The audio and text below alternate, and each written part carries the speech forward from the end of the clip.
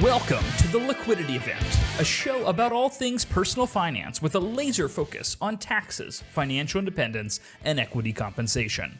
Hosted by AJ and Shane of Brooklyn FI, each episode will focus on a personal finance topic, some driven by news headlines and sometimes driven by listener questions. And sometimes you'll just get two money nerds rambling about what they think is interesting. Just a quick note before we get started, this podcast is for informational purposes only and should not be considered tax or investment advice. Hello and welcome to the Liquidity Event. I am your host, Shane Mason. And I am Rosalía, also known as AJ Ayers. Okay. Oh, right. Oh, yeah, I see where this is going. And this is episode 192 being recorded on June 17th, airing on June 18th. It's summertime out of nowhere. Email us your finance questions at liquidityevent@brooklynfi.com and we will answer them live on the air. AJ Ayers, a.k.a. Rosalía. Is that right? Rosalía? Is that what it is? Rosalía. Rosalía. How are you? Rosalía. Rosalía. Fantastico. I am buzzing, glowing, living, dancing. I went to Rosalía, who put out an album this year called Lux, which was one of my favorites. I saw her play Madison Square Garden last night.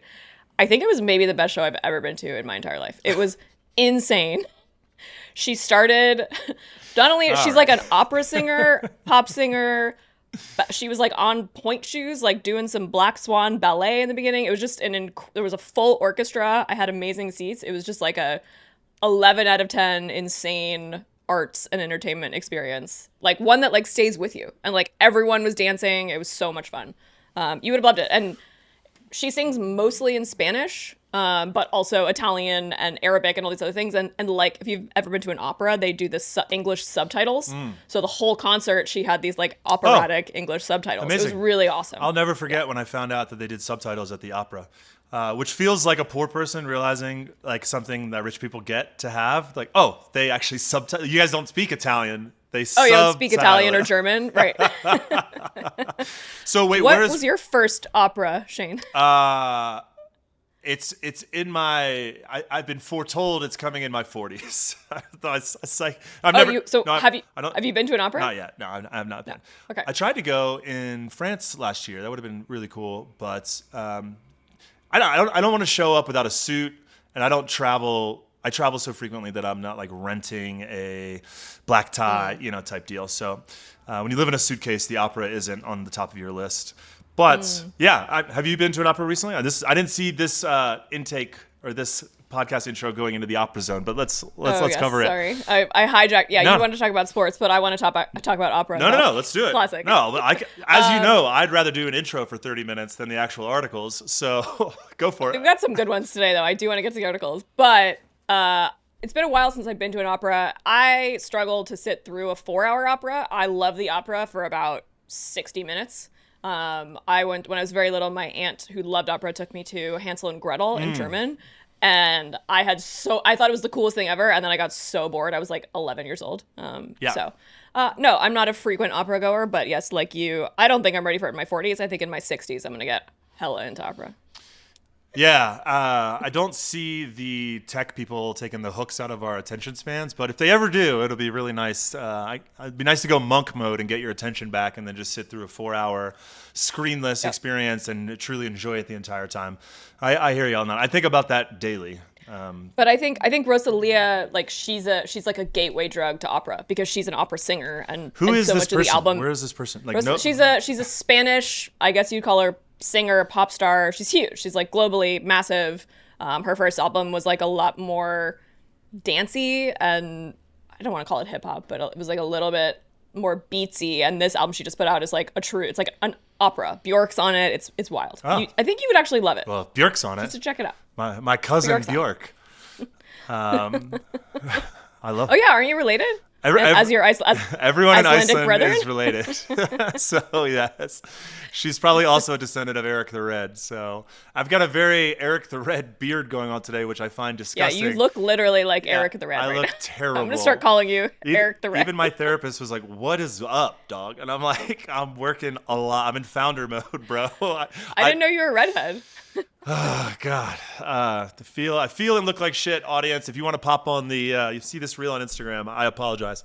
Anyway, yes, I am wearing a Colombia jersey because I'm fortunate enough to go to the Colombia versus Uzbekistan game today. Shout out to Ed Z, our fantastic advisor at the company. I'm sorry, but he's from Uzbekistan. Colombia's about to put a hurting on you, brother. I'm sorry about that, but I'm rooting for you. Let's get a goal in for Uzbekistan today. I believe it's their first World Cup.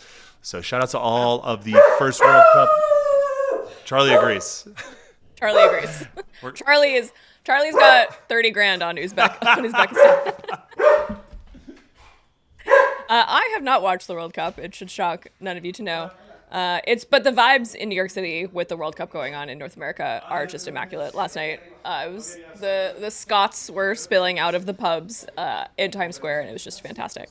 On this week's episode, we've got some fantastic articles for you, some really fun stuff. We've got an exclusive retreat where wealthy kids learn how not to blow an inheritance from the Wall Street Journal. We got AI reshapes a global labor market report from PwC. Some really interesting facts about the types of people that are going to benefit and those that are going to not so much benefit from AI. Zillow is revealing a major housing market shift. We're going to look at mortgage rates and the housing inventory. We've got a new bill from a Republican that proposes a $1 million capital gains tax exclusion for those over 65. Surprise, surprise. How should a family gift towards a primary home purchase? From a Reddit user, a very interesting thought process on when do we give away a lot of money to somebody who's about to go to college because of its impact on financial aid.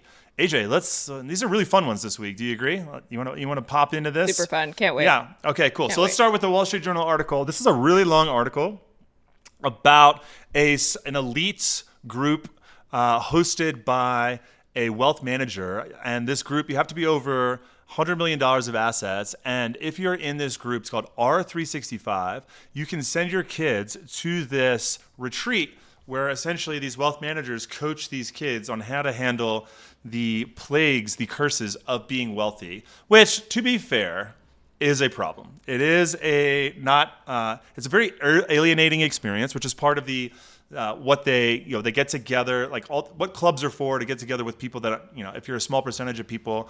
I think back to my camp for kids whose parents have died. Like normally they're the only kid in school whose parents have died. So when they all get together in one place, they get to relate to each other and open up about these things. Kind of a different scenario with these rich sons of wealthy kids. I don't want to call them rich kids because that sounds pejorative. But this article is really lengthy. It goes in all the things that they're experiencing. And AJ, I cannot wait to hear what your takes on some of these comments from the Connors and Brocks of the article. Yes. The Connors and Brocks of the world. the Connor Livingston III. I dated a guy in college with a very waspy sounding name, and my family made fun of me and called him. What'd they call him? Dad called him Wentworth Farthington III. Yes. That was not even close to his name. Yeah, but we get it. My dad was not thrilled with that. Anyway, I think the title, well, first of all, I have a business idea, which is going to be the opposite of this, which is going to be an exclusive retreat where wealthy kids learn how to blow an inheritance, where I'm going to teach kids how to be good billionaires and how to spend all of their money in ways that will actually benefit them. Sure, for sure. Let's spend that wealth. Let's enjoy the gift we've been given, but also how to give some of it back. Because what this article does not touch on in its 4,000 words is how these people ended up so wealthy in the first place. And the answer is manipulation of the U.S. tax code and decades of carve-outs for, which we're going to talk about later, people who have so much money that they literally don't know what to do with it, that they have to hire a team of people to help their kids not, quote unquote, mess it up or not lose it. And this just reeks of self-perpetuating nonsense. I think there is, it's good to have your people, right? You need to have people who are in a similar situation with you that you can talk about, who's not necessarily a therapist or a lawyer. So I like that they're getting these kids together. There was one thing that stood out that I just have to call out before I want to hear your take too. Yeah. So these wealth managers, they bring a bunch of people to talk to these kids. It's basically like a sales pitch, right? So they invite this real estate guy, this guy who runs a real estate investment fund, who obviously, I'm just reading between the lines here, probably paid hundreds of thousands of dollars to be there to pitch these, these masters of the universe, to borrow a phrase from Bonfire the Vanities.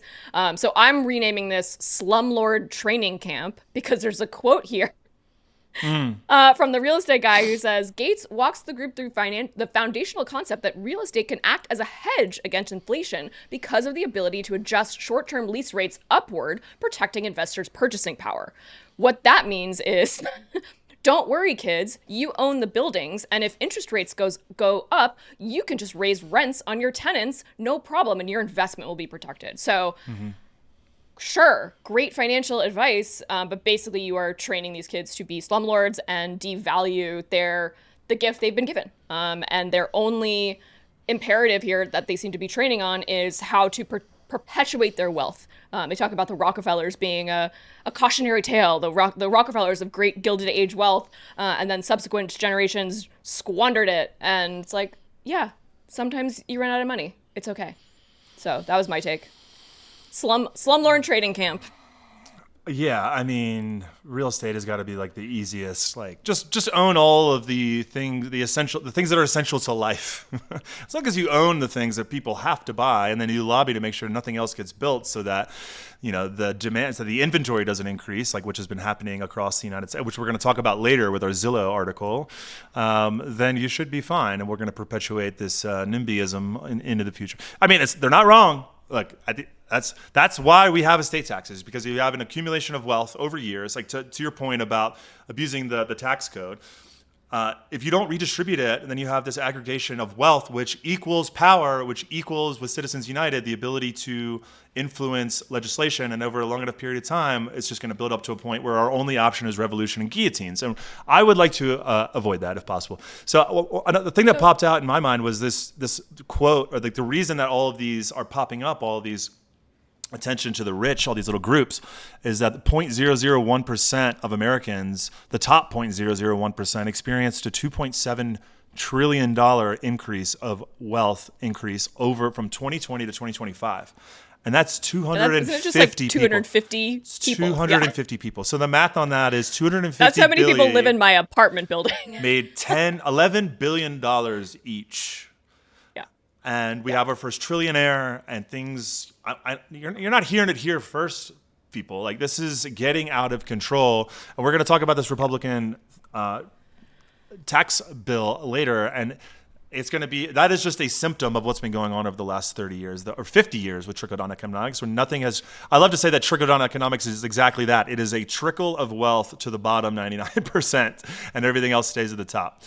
Yeah, another way to read this, Shane, is also the NIMBYism is a great word, or just like the shirking of responsibilities. These kids, they're 17 and 18, like these are thinking individuals. They have parents who, instead of leading by example and instead of investing time and love into their relationships, they're literally farming their kids out to send them to these camps to learn from someone else and be pitched on ideas. Like, I think the problem here is not the kids, it's that the parents who are in their 50s and 60s, still have this mentality, this hoarding mentality of like, I don't want to pay tax. It's my money. I made it. And they know that they're unhappy and they don't want their kids to end up like them. So instead of actually handling it and getting together, like, I think the parents need the camps, not the kids. and I have heard of advisors who bring the whole family together. And I think that's really important, where you could have someone facilitating these conversations. Someone like you or I, as like a financial expert coming in. Yes, we're going to talk through the how the estate's going to flow. We're going to talk about capital gains taxes and all that, but we're also going to talk about family dynamics and have family meetings and things like that. Yeah, it'd be fantastic. Yeah. I love that whoever wrote the article said most of the rising leaders at the retreat, which I felt was very funny. Like the euphemism, it's like calling someone an expat versus an immigrant. It's like, these rising leaders are only leaders because daddy and mommy have given them whatever they want.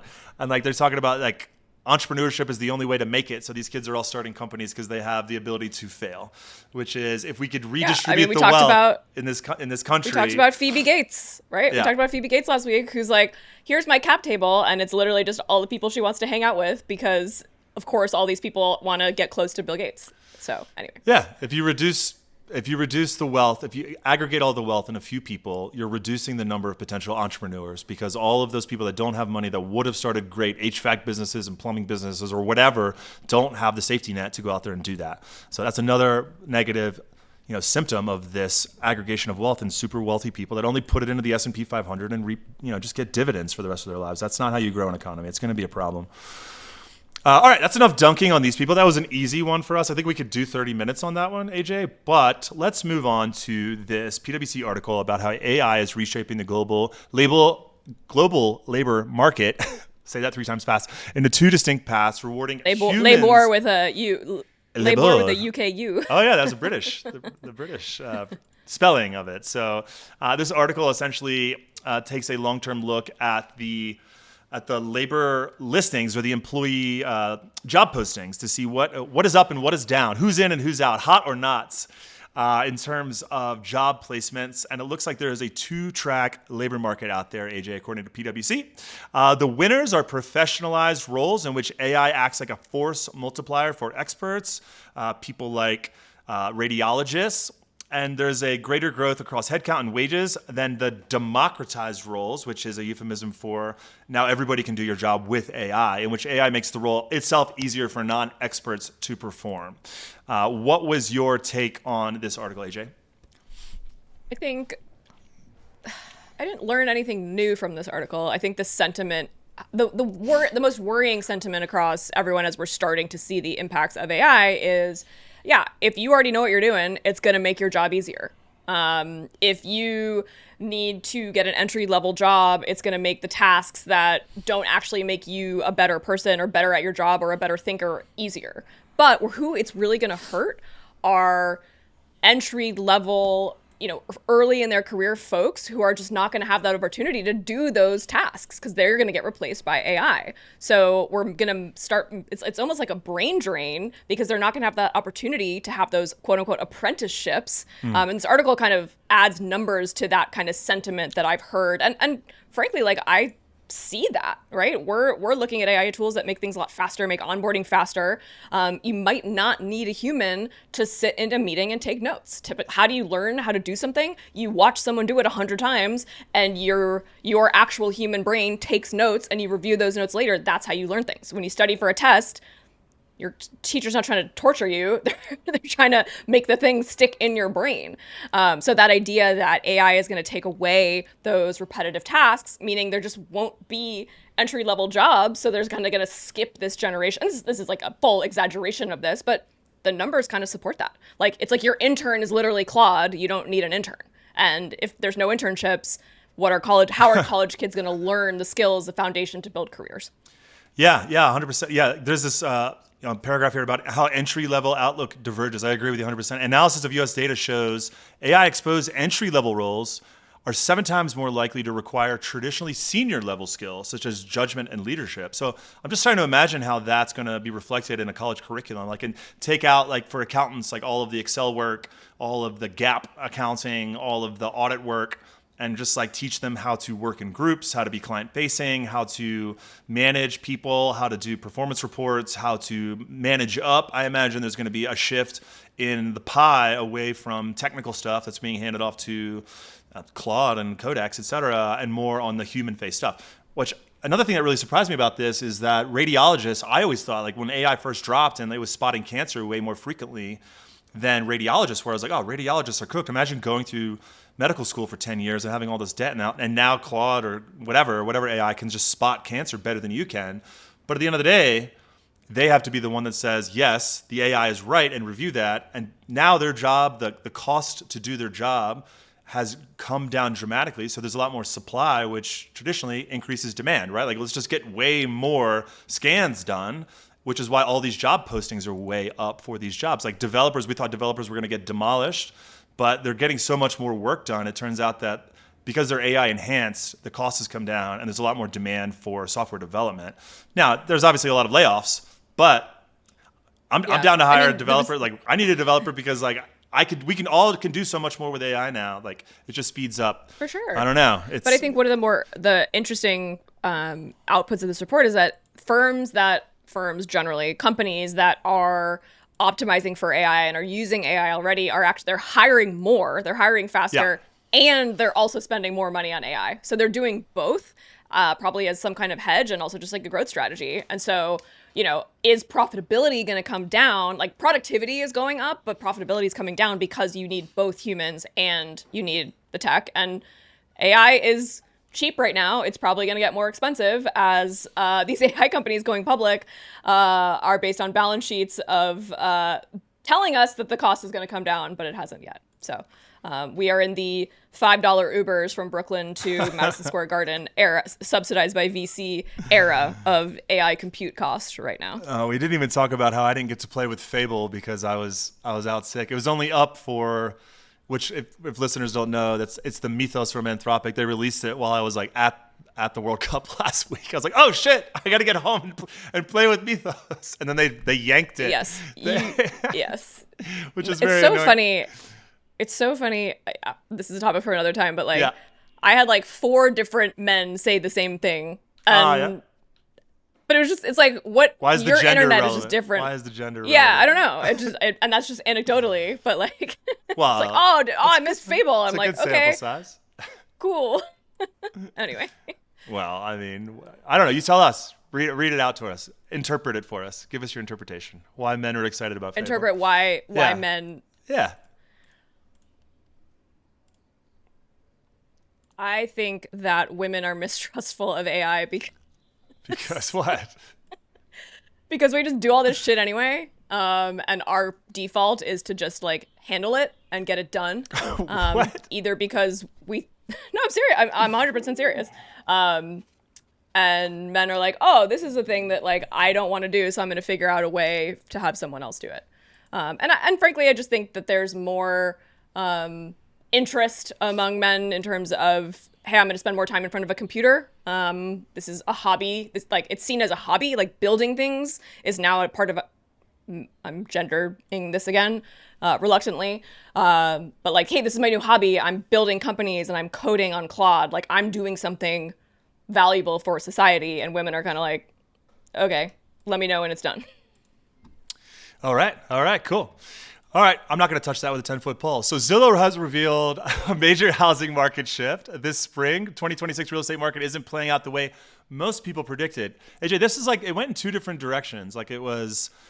Terrible article. It said right? nothing and everything at the same time. Yeah, what are we doing here? I guess mortgage rates are a little bit up, which is just like a real estate update for our listeners. Like across the board, it's 6.5% on average. What else? I have a zoom out point that I want to discuss with you. Okay, go for it. When you have a company like Uber, well, let's put Lyft in there, that becomes synonymous for like on-demand rides, like Uber is the temperature taker of that whole market.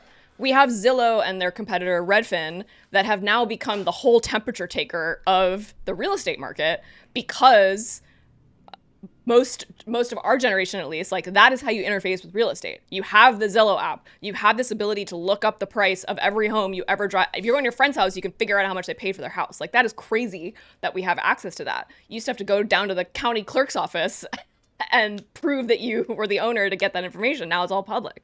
So Zillow has this false like false sense of their importance in talking about how the real estate market is doing. But remember, all the data that they have that they can confirm is just data from their platform. And it's not necessarily every sale. And they're going to skew that data towards what's happening on Zillow. And I read this the conclusion of this article is basically like, it's a great time to buy a house. Schedule a time with one of our Zillow agents today. So everything that they're going to do is going to be in the service of like, it's always a good time to buy the house. And the market's a little wonky right now because interest rates are going up and demand is going down a little bit. So it's a good time to be a buyer. And we didn't really see this kind of article during the pandemic where it was bananas crazy. Yeah. What Zillow's research, to your point at the end, what does this mean for you? You should buy a house. Like, oh, okay. Thanks. Yeah. Surprise. Right. And then the ad is like, connect with one of our agents here or whatever. Also, there's 4,200 ads on this site. But There was a great article in the Journal this week as well about how Vancouver is trying to solve the problem, and they gave land back to some of the Native Americans of that area, and the Native Americans surprisingly decided to build a shitload of units on the land right in the middle of Vancouver, which is the same thing with Austin and Nashville. The way that they've been pushing down rents is just build it. Like the answer is building more homes. It's supply. So I think we can put that one to bed, and we gotta loosen up the ability for people to cancel contracting and listen to every complaint.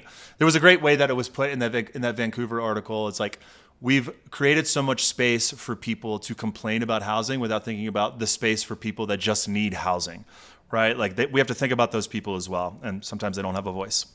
Okay, cool. So Speaking of housing, we have this other article about taxes from Kiplinger's about how a new bill has proposed a $1 million capital gains tax exclusion for those over age 65. So this isn't exactly a new tax cut. The idea here is that we already have an exclusion, a tax exclusion for primary homes, that if you're single, you get to exclude $250,000 of the gain only on the sale of the home. If you're married, it's $500,000. So in other words, if you bought a house for $500K and you sold it for $1.1 million and you're married, you only have to pay taxes on $100,000 of that gain because you get to exclude the first $500,000 of gain. That's to be your primary residence, folks. This is not rental properties. You have to live in the house. No, although you can play games with that, and that gets quite complicated quite fast, and you need a CPA if you want to try to figure, or not a tax expert if you want to figure out how to like get back that exclusion or a proportion of that exclusion if you have been renting it out is possible. But AJ, what were your thoughts on this proposal? This proposal comes from Congresswoman Nicole Maliotakis from the great state of New York. She is the representative from Staten Island. I was curious where this was coming from. Staten Island. She is a Republican, and this bill stinks of politicking and trying to appeal to a lost congressional base, right? Who is this going to benefit? It's going to benefit homeowners who have their homes worth more than $1.5 million, and they've been in them for so long, so they have a big gain. Where do a lot of those people live? They live in Staten Island.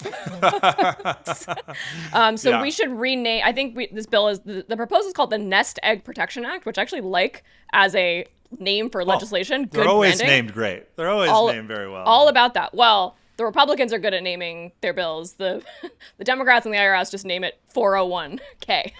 But anyway, this bill should be renamed. I have lost my base of 70-year-old white men so bad that this is my last Hail Mary. Yeah. It's by the way, this proposal it's temporary. It's only from the years 2027 to 2030. Curious. Wonder how old Congresswoman. Curious. She's not that old. She's not that old. But that is lines up very interestingly with a certain person's term. But anyway, I think this is stupid. I think there are better ways to encourage people to sell their homes. I do not believe that. I think this is a story made up by the real estate industrial complex, that seniors are not leaving their houses because they don't want to pay capital gains taxes. They're leaving their houses because there's nowhere else to go because other houses are so expensive. As you just said, Shane, there's not enough supply.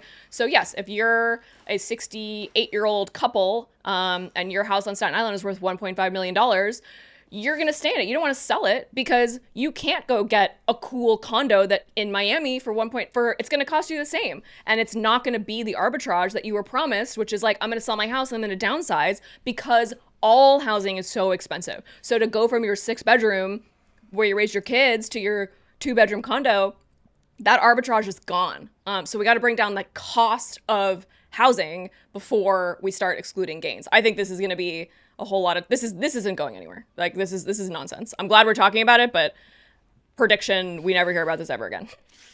This is nonsense. I mean, it's just another transfer of wealth from the young to the old with the great tax voting base. I mean, I understand you got to pander to who votes, but this isn't good legislation. We're the first, millennials and Gen Z are the first generations to do worse than their older generations. It's such a bummer that they're continuing to perpetuate these types of things. This is the last thing we need as we pay their Social Security checks, which are going to run out in 2035. Speaking of good timing. So Social Security wise, we're screwed. But the other thing I was thinking about with this article, like I think there's two ruses in this. One is that we're going to open up more housing supply. Nobody is not selling their house because of the taxes. I mean, maybe a few people are. This isn't a real solution to inventory. Also, these people that sell their house, exclude all the taxes, they're going to buy their next house with cash, which is another problem for young people because they have to get a mortgage. So the seller of the first house or the second house is going to go with the old people because they're going to get cash, which I should be more besmirched or more upset about as somebody that's been outbid by a bunch of, I'm assuming, boomers. Remember the LA house with the Norwegian boathouse, which was built for me, dear listener. Who could forget? Who could forget? Anyway, so the second ruse is that this is for people that were median, like middle America, middle class people that bought their house for $200,000 and now it's worth $600,000. No, this is, if you think about it, if you buy a house for $100,000 and then it doubles in value over 15 years, that's only a $100,000 gain. The exclusions are already $500,000. You get $500. Yeah. Whereas if you bought a $750,000 house because you were rich 10, 15, 20 years ago and it doubled in value, it's now worth 1.5 or 2, like you do the numbers. Like you have to start from a high number to get this additional exclusion available to you. So you had to probably already be quite wealthy, or you've owned your home for 30 plus years and it's exploded in value, which like you're already rich as hell. Like we don't need to benefit the rich anymore. As we already discussed, the 0.001% are up to 0.7 trillion. Okay. And this is like the top 10%. And they're training their kids how to spend money. Like it's crazy. I totally forgot, AJ. Like, Shane, oh, go ahead. I wish we had a research team at the liquidity event because I would love to pull we can pull all this data from Staten Island. We can look at her district. We can take a look and we can find out how many houses, we can find out who those people are. And I guarantee you they're all within her district. They're the ones with the $700,000 gain. The 0.0001% of people in this country this is going to impact. And it's just that's politics. That's how good laws get passed, and that's how bad laws get passed. Yeah, you reminded me like something I wanted to highlight in that first article, which you brought up was like they're not teaching their kids to spend money; they're teaching them to save it and keep it. And like the worst case scenario is they're Vanderbilts and they spend all the money. And I'm like, in my mind, that is the best case scenario for America. That is a great way to redistribute wealth. You spend money on, I don't know, luxury travel? Sure. How many working class people are attached to luxury travel? Dozens, hundreds, thousands, millions across the industry. 10% of Mexico's economy is tourism, just as an example. And I'm sure it's a big part of the American economy too, as we've seen in the Vegas issues. There are entire countries that rely their economy is 90% tourism, right? Hear me out. Tax breaks for spending. The more you spend, the bigger the tax break you get. Sure. Just redistribute the damn wealth because the estate tax isn't doing it. All right. Anyway, sorry, I'm getting really worked up now. 100%, Shane. Right. No. I was kidding about teaching people how to spend money, but like I actually think that's part of our have a great life. Promise is like, it's like, hey, you're good. Like I'm going to show you the numbers. You can spend 3 times what you're spending now, and you will quite literally never run out of money unless the entire economy collapses, in which case, learn how to shoot a shotgun. So, like, that to me is true financial freedom, is knowing that you're going to be okay and having that freedom to spend money. I want to talk about this next time. We didn't even get to listener question. Yeah. But and I'm sure you've encountered this too, especially in our industry, I talk to mentors and folks decades older than me all the time, and they're going, oh, I'm not, you're going to a fancy steak dinner? I'm like, of course I'm going to a fancy steak dinner. I'm in Miami. There are great restaurants here. Yes, I'm going to spend $250 on a steak dinner tonight because I want to go out with my friends and have a great time. Like, you have so much money. You've had 3 extra decades of compounding over me, yet you have this kind of miserly, I have to protect my wealth and save it, and we got to get rid of that. I'm launching a new online course. It's called How to Spend Money Wisely. It's not how to make money. Antisocial.